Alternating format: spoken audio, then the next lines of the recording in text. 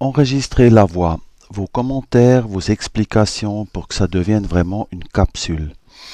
Pour ça, on a toute la section ici en bas de enregistrement.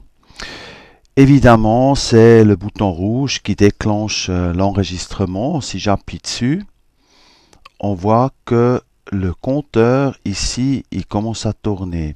Et tout en expliquant, je peux écrire quelque chose. Je peux dire, voilà, là, je fais une flèche, puis là, je fais un cercle, etc. Vous voyez, le temps continue à compter. Et là, j'arrête l'enregistrement. Et j'ai enregistré jusqu'à 22 secondes. Avec le bouton vert, je peux réentendre et revoir ce que j'ai fait. Donc si j'appuie dessus, le compteur va se mettre à 0 et puis il me montre ce que j'ai fait. J'entends ma voix, maintenant on n'entend pas parce que j'ai coupé le son et on voit ce que j'ai dessiné. Donc c'est la capsule comme elle sera jouée ultérieurement. Voilà, on est à 20, ça va s'arrêter, voilà. Maintenant, je pourrais bien sûr continuer mon enregistrement, c'est ce que je vais faire. J'appuie sur enregistrement, et puis il continue à enregistrer, et puis je rajoute un texte, voilà, et j'arrête le deuxième enregistrement. Là encore, je pourrais réentendre le tout, etc. Mais ce qui est intéressant maintenant, c'est quand on appuie justement là sur le compteur. Si vous appuyez là-dessus, vous pouvez voir votre enregistrement. En bas, il y a la vague avec le son. Et en haut, vous voyez les dessins que vous avez faits. Si le tout est trop grand, on peut le raccourcir avec les deux doigts. On simplement le rétrécit. Voilà. Donc là, ça c'est le début de l'enregistrement et après j'ai déplacé la flèche, après il y avait le petit trait et j'ai fait la flèche, etc. Et puis là commence mon deuxième enregistrement et là il y a le texte que j'ai écrit et voilà la fin.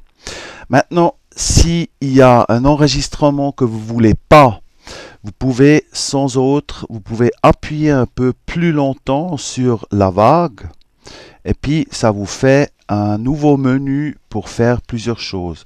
Je pourrais supprimer là l'enregistrement.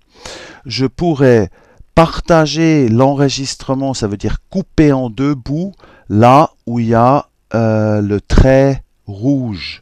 Donc ça ferait deux bouts, comme ça je pourrais par exemple couper seulement un bout des deux. On peut mettre une marque, ça serait celui-là, mettre une marque à cet endroit et je pourrais à partir de là supprimer toutes les pistes que j'ai fait jusqu'à la fin. Si par exemple je me suis trompé et puis je dis mais là à partir de après le texte par exemple c'était nul ce que j'ai fait, alors j'appuie dessus et je dis supprimer toutes les pistes jusqu'à la fin. Ça on peut pas annuler comme commande, hein, c'est définitif. Voilà, vous voyez il a coupé le petit bout. Ou bien je pourrais supprimer le tout. Voilà, là aussi, je peux supprimer ce que j'ai fait. Là, et encore un petit bout. Voilà. Avec les deux cadenas à droite, je pourrais verrouiller une piste. Ça peut surtout être utile si jamais ce que j'ai dessiné c'est bien, mais ce que j'ai dit n'était pas bien. Donc à ce moment-là, disons là à partir de 13, je me suis trompé dans les mots, mais ce que j'ai dessiné, ce que j'ai fait après, c'est bien. Donc je peux verrouiller la piste dessin et puis à partir de là, je pourrais tout couper jusqu'à la fin. Voilà. Et donc les dessins vont rester maintenant. Et je peux continuer ou je peux refaire l'enregistrement à partir de ce moment-là. Encore un deuxième détail, c'est là, il y a ce petit menu qui dit si vous appuyez sur l'enregistrement, ça va remplacer l'enregistrement existant, ou bien ça va être mixé avec celui qui existe. Le mixer, c'est surtout les dessins. Donc, on pourrait rajouter encore quelque chose en dessinant. La voix, elle va être aussi effacée. On va certainement encore parler et approfondir les fonctions de l'enregistrement pendant l'atelier.